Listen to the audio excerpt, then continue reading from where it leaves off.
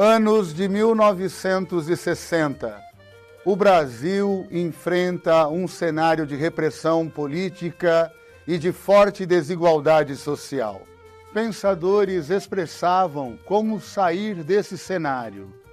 Eu acho que a grande tarefa da gente é fazer dessa escola burocrática, dessa escola que não é feliz, dessa escola triste, autoritária, incompetente, uma escola que problematizando o amanhã, trabalha para que a criança descubra a necessidade de transformar o hoje. Uma escola que vire alegre. Paulo Freire lançava fora do Brasil a sua maior obra, Pedagogia do Oprimido. No episódio de hoje, Mia Moraes, mestre em teatro do oprimido, conta como as ideias de Paulo Freire despertaram em Augusto Boal uma nova forma de fazer teatro. Freirear e Florescer, Caminhos de Paulo Freire, série documental sobre o olhar de quem conhece de perto o patrono da educação brasileira. Freirear e florescer, freirear e florescer, caminhos de Paulo Freire, caminhos de Paulo Freire. Educa TV apresenta Freirear e Florescer, Caminhos de Paulo Freire. Pedagogia do Oprimido é a maior obra de Paulo Freire, considerada um marco na educação. Está entre os livros mais lidos no mundo e influencia as mais diversas áreas do conhecimento, entre eles o teatro genuinamente brasileiro de Augusto Boal. Liberdade.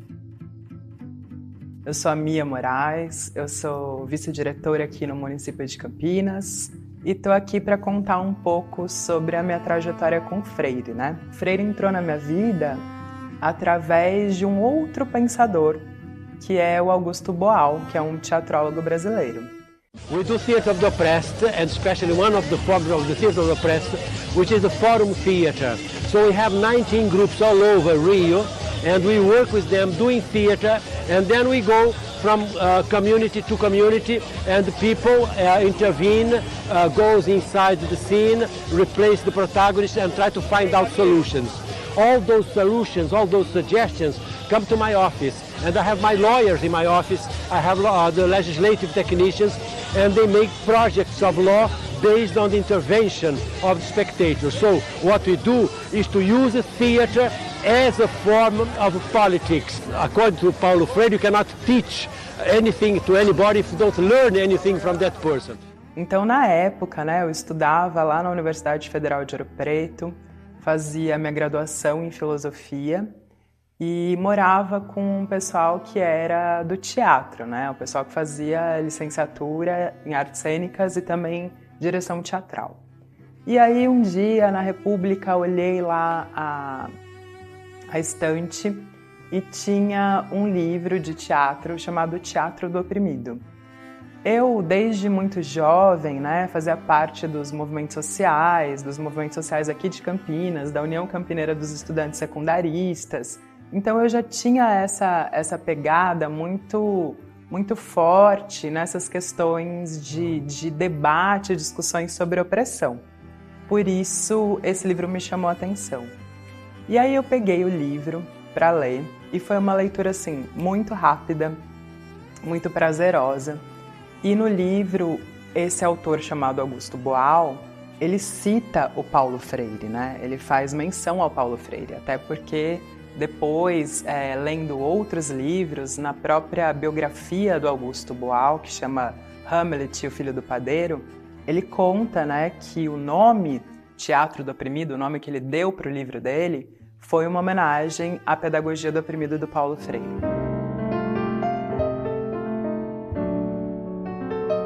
Vendo o mundo além das aparências, vemos opressores e oprimidos em todas as sociedades, etnias, gêneros, classes e castas. Vemos o mundo injusto e cruel.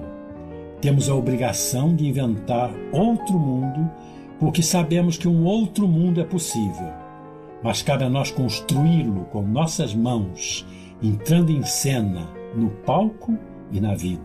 Fiz a leitura desse livro e aí aparecem essas referências do Paulo Freire. A partir daí aguçou a minha curiosidade. Só que eu fui ler mais sobre o próprio Augusto Boal do que o Freire em si, né? E o Freire entrou de fato na minha vida quando eu fui fazer a minha segunda graduação, que foi a graduação em pedagogia. Eu estudava na UFSCar, na Universidade Federal de São Carlos, e logo no primeiro semestre do curso eu tive a sorte de ter aula com uma professora chamada Roseli Mello, que é uma professora freiriana. E ali a gente fez leituras de Paulo Freire, e foi quando, de fato, o Freire entrou de vez na minha vida, né? E aí eu fui estudar as obras, fazer leitura, e isso foi rolando também paralelamente com a obra do Boal.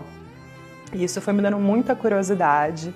Aí eu comecei a fazer alguns cursos no Rio de Janeiro, no Centro do Teatro do Oprimido, né? Eu fui me formando nessa prática, que é a prática do Teatro do Oprimido, que é referenciada e também muito próxima do que é a pedagogia do oprimido. Então, nesse processo de formação, indo para o Rio de Janeiro, fazendo os cursos no Centro do Teatro do Oprimido, na graduação em pedagogia, né, conhecendo mais o Freire, me despertou muito o desejo de estudar mais sobre isso, né? E aí foi quando eu fui para o meu mestrado, fazer a minha pós-graduação, já estudando essas práticas.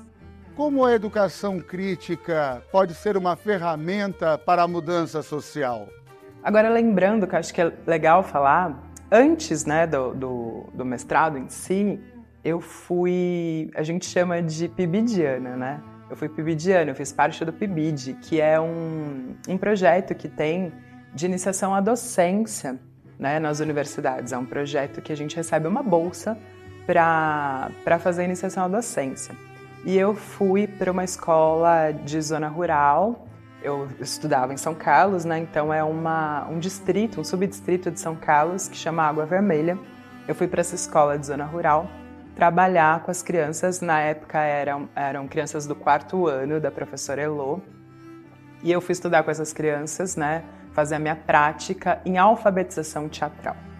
Então eu também me aprofundei nesses estudos quando eu fui fazer a alfabetização teatral com as crianças. A gente estudou bastante, junto com as crianças, uma prática que chama teatro jornal, né? Que a gente faz a leitura das notícias do jornal e subverte elas para tentar achar dentro dessas notícias onde está a relação de opressão. Esse trabalho também foi um marco, foi muito importante para já pensar nos estudos posteriores, né? Quando eu fui para o mestrado, eu fui estudar dentro do Teatro do Oprimido quais eram as práticas que, de fato, traziam ações sociais concretas e continuadas, né? Porque eu acho que, tanto em Freire quanto em Boal, isso é uma prática, um conceito muito importante dentro de ambas as práticas. As ações sociais concretas e continuadas, né?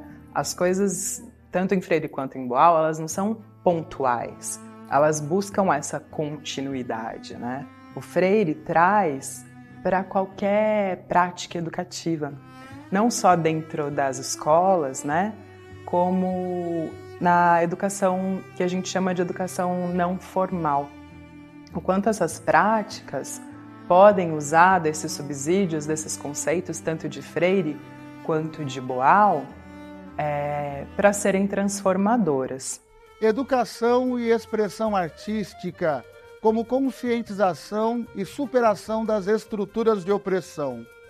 Então, pensando isso, né, teoricamente, dentro da academia, fazendo o meu TCC, fazendo a minha dissertação de mestrado, foi uma coisa.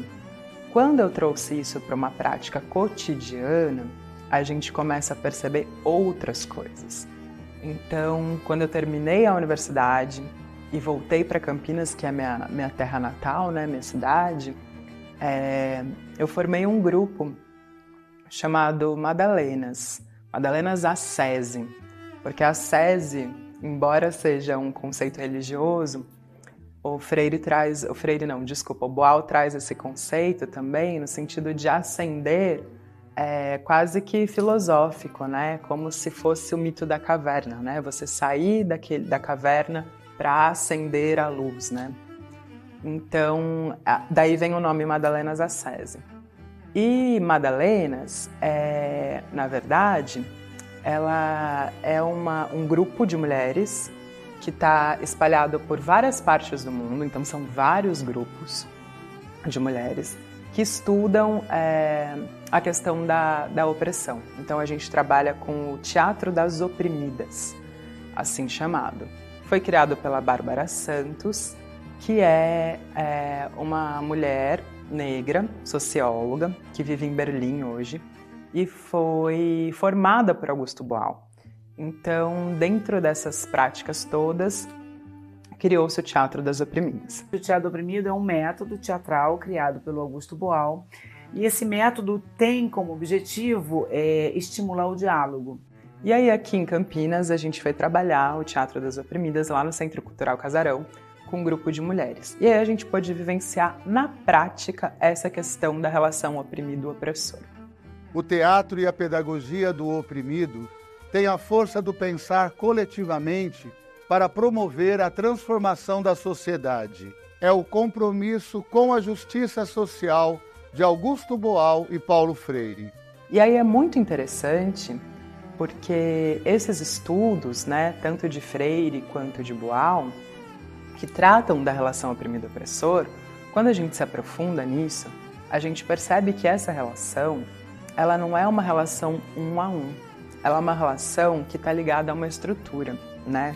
Então, trabalhando o teatro do oprimido, trabalhando isso dentro de práticas educativas, a gente foi percebendo que a saída só se dá dentro da coletividade. Isso é muito importante, porque o que tem de mais freiriano dentro do teatro do oprimido? É o diálogo, é a dialogicidade. Explicando isso na prática para vocês. Quando a gente se reúne para pensar uma peça teatral que tem esse conceito central, que é a opressão, como que a gente faz isso? Isso é uma coisa que é o eixo central dentro dessa prática. A gente lida com aquilo que a gente chama de fórum. O que é um fórum, né? É um momento que a gente abre para o diálogo. Então, as peças, elas são peças didáticas, elas são peças educativas neste sentido do diálogo. Como acontece?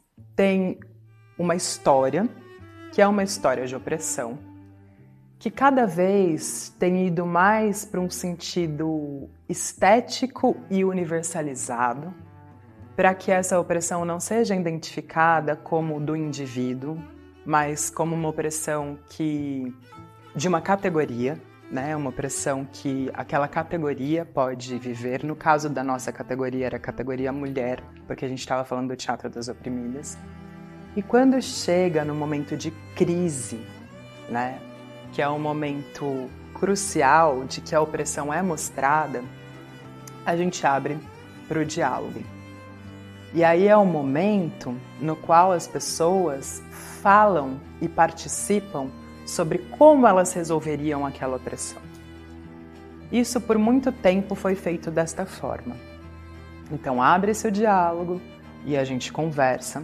Tem uma pessoa que chama Coringa, que é quem vai fazer todo esse debate com o público, que o Boal chama de espectator, que é aquele que está esperando para atuar e para transformar. E é nesse momento que rola as questões que as pessoas vão trazendo.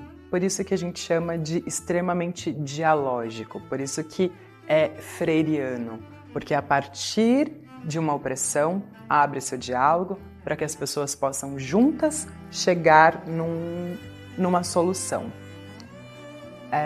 Isso foi feito muito tempo desta forma. Entrava uma pessoa, mostrava como ela resolveria aquela questão, e dentro desse processo foi se percebendo que a solução ela é muito difícil dentro da individualidade, porque a gente diz que é uma cilada do capitalismo que a gente tente resolver as coisas sozinhos, né? O heroísmo é uma cilada do capitalismo. Então, como que isso foi se dando? A gente foi percebendo que coletivamente isso se resolvia de uma forma muito mais efetiva. Então, os fóruns passaram a ser coletivos, né? Então, dentro da coletividade, se pensa como resolver as questões da opressão. E isso deu um salto, né, qualitativo para se pensar tanto a educação quanto o teatro. Lições do mestre. Como que o Freire está na minha prática cotidiana enquanto docente, enquanto gestora? Bom, eu começo a minha carreira docente aos 25 como professora de filosofia. E eu acho que ali eu já levei um presta atenção, sabe? Porque eu comecei como professora de educação de jovens e adultos e professora de filosofia. Dava aula à noite para alunos trabalhadores na cidade de São Carlos. Recém-formada, bacharel, eu não havia feito licenciatura ainda. E aí foi muito interessante, porque na filosofia eu brinco, pode ser que tenha gente que não concorde. A gente entrou em 30 e se formou em 7. Né? É um curso que quase como o curso de física, né? As pessoas entram e poucas se formam. E eu brinco que a gente é considerado como se fosse iluminado, né? É uma coisa muito eurocêntrica, assim. Tem mudado. E aí, quando eu fui para a prática docente, eu fui ensinar para os meus alunos os filósofos alemães, por exemplo, né? Fui trabalhar Nietzsche, Kant, Marx. E aí foi muito interessante, porque os alunos eles eram muito respeitosos. E um dia, um deles ergueu a mão, um senhor, e ele me disse assim: professora, não existe filósofo brasileiro? Você só está falando de gente europeia e isso não faz muito sentido para a gente. Aquilo me fez refletir muito, assim, muito. E eu dizia, nossa, ele tem razão, né? Por que eu estou trabalhando esses conceitos com os meus alunos sem entender de fato o que faz sentido para eles? E isso me levou a voltar para a universidade. Foi assim que eu voltei para a UFSCar. Não primeiro fazendo graduação, mas buscando uma disciplina na pós-graduação, uma disciplina que chamava Aporte de Africanidades, com a professora Petronilha Gon.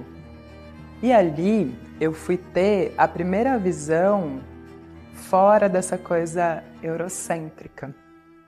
Eu fui ter a visão de como era a perspectiva de educação para os africanos. E é muito próximo do que Freire pensa, né? É muito próximo.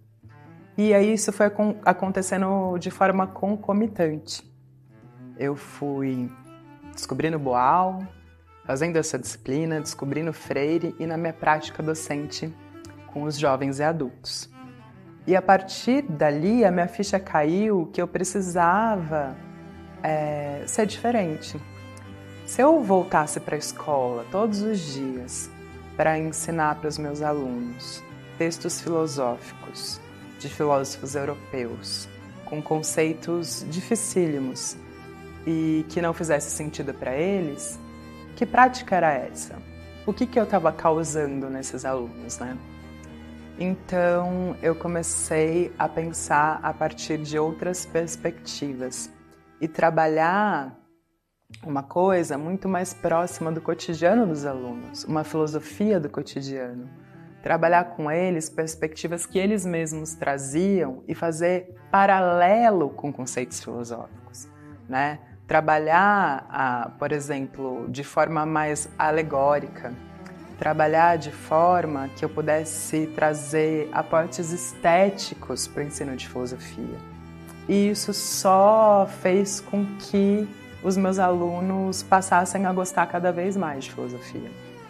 Quando eu fui dar aula para o ensino regular, eu já tinha essa prática estabelecida.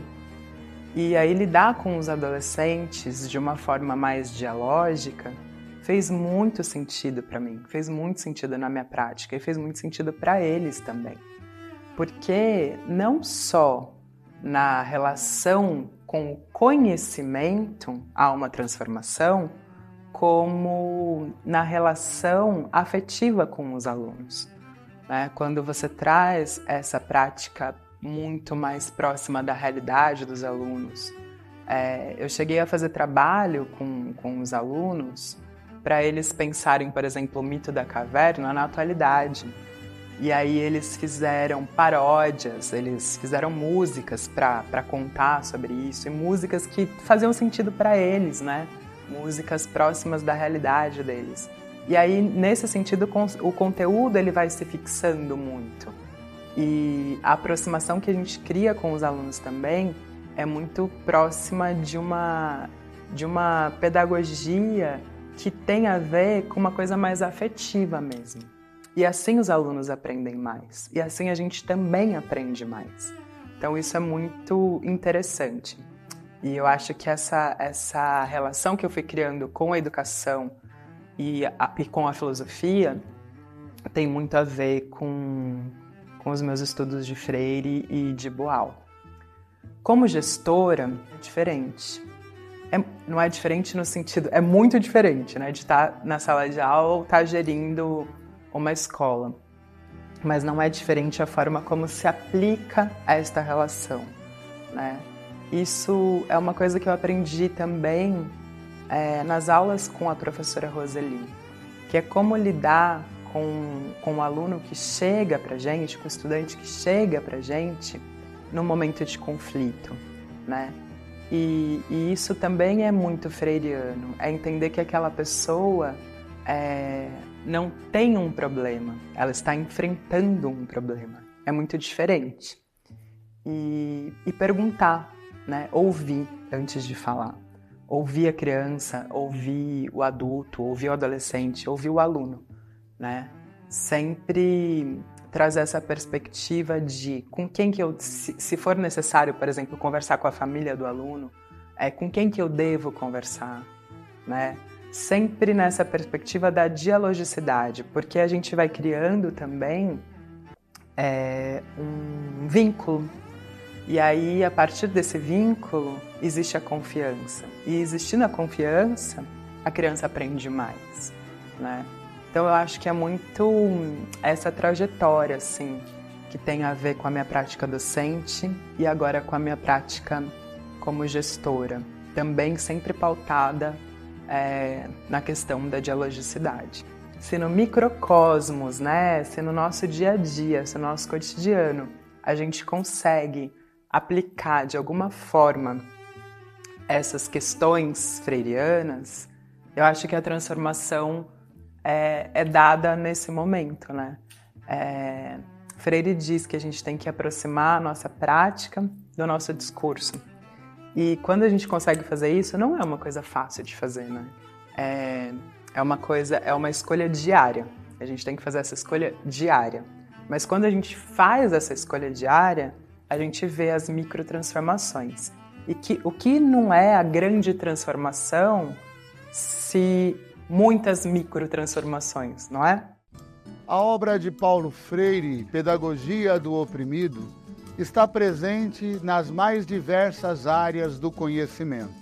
Pela abordagem transformadora da educação, pela integração entre teoria e ação, pelo diálogo, pelo despertar da consciência. O artista real. que a política não é a arte de fazer o que é possível fazer, mas sim a arte de tornar possível o que é necessário fazer.